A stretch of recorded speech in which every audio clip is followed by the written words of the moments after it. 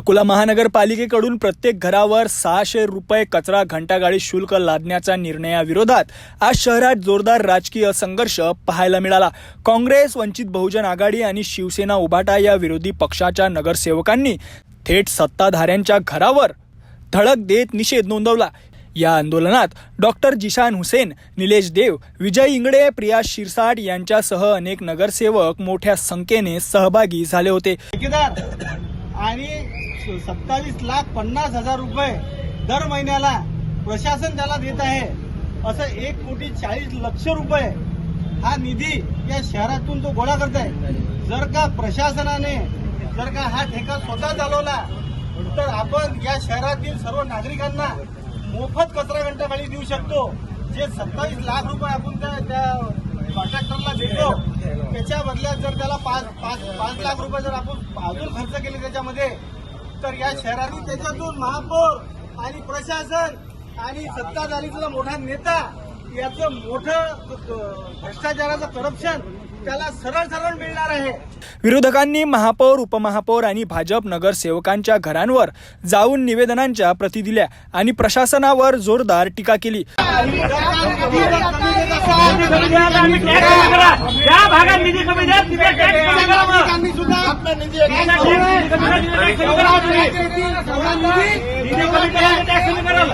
मनमानी करत असेल तर नागरिक आम्हाला आमची जागा दाखवतील। अरे तुम्हाला जागा दाखवली नाही, तुम्ही विकत घेतली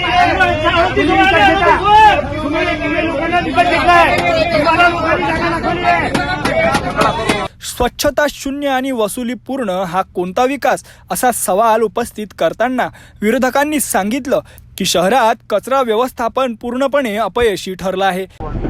हमको निलंबित किया गया था, हम 14 लोगों को।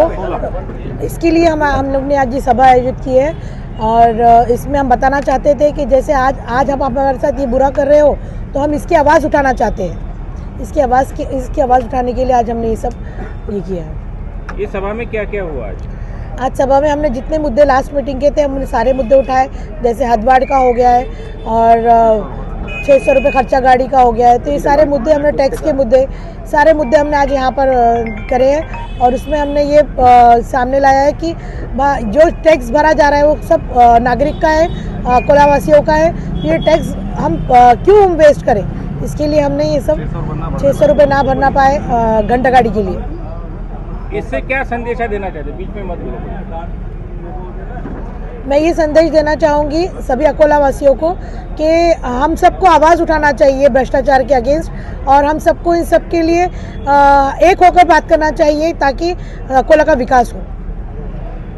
घंटागाड्या वेळेवर येत नाहीत, रस्त्यावर कचऱ्याचे ढीग सडत आहेत। अशा परिस्थितीत रुपये 600 ची सक्ती म्हणजे जनतेची उघड लूट असल्याचा आरोप करण्यात आलाय। आज की इस सभा में जो हमने प्रतीकात्मक सभा का आयोजन किया था, हमने निर्णय लिया था कि जब हाउस में जो सत्ताधारी पक्ष जो हाउस चलाती है, जब जनता के मुद्दों को लेकर अगर किसी ने आवाज़ उठाई तो उस पर कोई ना कोई बहाने से कार्रवाई की जाती है। भ्रष्टाचार को जब उजागर करने का प्रयत्न किया गया तो नगरसेवकों पे कार्रवाई की जाती है। और आज हमने इस सभा में वो सारे मुद्दे जिसमें किसी न किसी तरीके से सामने से पीछे से जनता नागरिकों के जेब पे हमला किया जा रहा है, उन सारे मुद्दों पे यहाँ पे चर्चा की। चाहे वो घंटा गाड़ी का विषय हो, चाहे वो कुछ ज़मीन बेचने का विषय हो, चाहे वो एक विशेष कॉन्ट्रैक्टर को मदद करने के विषय हो, ये सारे विषयों पे आज हमने यहाँ पे चर्चा की। और हमने आज भारतीय जनता पार्टी सत्ताधारी पक्ष को ये संदेशा भेजा है कि आपका दिल अगर साफ हो, आपकी नीयत अगर साफ हो, आपकी नीति अगर साफ हो, तो पत्रकारों को बाहर रखने की जरूरत नहीं है। ये सारे मुद्दों पे आज एक ठराव पास किया गया, जिसमें एक ठराव ये भी था कि पत्रकारों को, मीडिया को अंदर नहीं आने देना। एक ठराव ये था कि जो भ्रष्टाचार को उजागर कर रहा है उन पर कार्रवाई की जा रही है, तो उसके विरोध में एक प्रस्ताव था।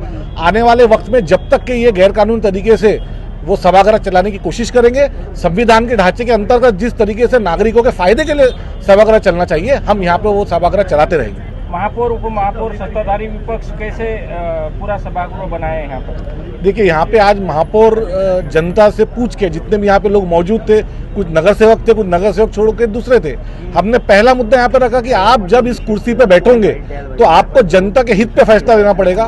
तो आज सबके सहमति से, सबके मान्यता से नीलोफर खान मैडम को आज यहाँ पे महापौर बनाया गया। उसी तरीके से पराग गवई जी जो वंचित बहुजन आघाड़ी के नगर सेवक है उन्हें उप महापौर बनाया गया और शुरुआत में उन्हें कहा गया कि आप जब निर्णय लेंगे तो किसी की चिट्ठी के बेस पे आप निर्णय नहीं लेंगे, आप जब निर्णय लेंगे तो जनतक हित में अगर आप निर्णय लेंगे तो आप एक कुर्सी पे आके बैठिए। सेवा द्या मग शुल्क घ्या, अन्यथा 1 रुपयाही देणार नाही असा इशारा देत विरोधकांनी हा निर्णय तात्काळ मागे घेण्याची मागणी केली। तसंच महाराष्ट्रातील इतर महानगरपालिकांमध्ये अशी सक्ती नसताना अकोलेकरांवरच हा आर्थिक बोजा का असा सवालही उपस्थित करण्यात आलाय। 13 एप्रिलच्या सर्वसाधारण सभेत हा प्रस्ताव मंजूर करण्याचा प्रयत्न झाल्यास शहर पेटेल आणि रस्त्यावर तीव्र आंदोलन छेडले जाईल असा थेट इशाराही देण्यात आलाय। सभेने मनमानी पद्धतीने आणि हुकुमशाहीने 16 नगरसेवकांचं निलंबन केलं। त्याच्या निश्चितार्थ आज आम्ही प्रतिमाकृत सभा घेतलेली आहे आणि जे अकोल्याच्या विकासासाठी मुद्दे आहेत ते आम्ही या सभेमध्ये आणले आणि ते ठराव सुद्धा मंजूर केले। अकोल्याच्या नागरिकांनी इथं विकासाला सगळ्यांना निवडून दिलेला आहे, त्यामुळे निधी समान असला पाहिजेत, अकोल्याचा विकास झाला पाहिजेत आणि जे काही यांनी सल्लागार नेमण्याची जी पद्धत आणलेली आहे, ठेकेदारी पद्धत आणलेली आहे, हे बंद झाली पाहिजेत। त्यामुळे अकोल्याचा विकास होणार नाही। जसं टॅक्स हे 600 रुपयाने वाढवत आहेत, कुत्र्यांच्या निधीमध्ये यांचा खूप मोठा म्हणजे कुत्रे पकडले त्यापेक्षा 10 पट निधी त्याला दिलेला आहे। त्याचप्रमाणे घरकुलच्या योजना आहेत, हद्दवाढीच्या योजना आहेत, त्यामुळे जे बी योजना येतील ते समान असल्या पाहिजेत, कारण की नागरिकांनी अकोल्याचे नागरिक आमच्यासाठी सगळे समान आहेत, त्यामुळे अकोला विकास झाला पाहिजे आणि यांच्या हुकुमशाहीच्या निषेधार्थ आज आम्ही हे प्रतिमाकृत सभा घेतलेली आहे। नेमकं या सभेत काय झालं?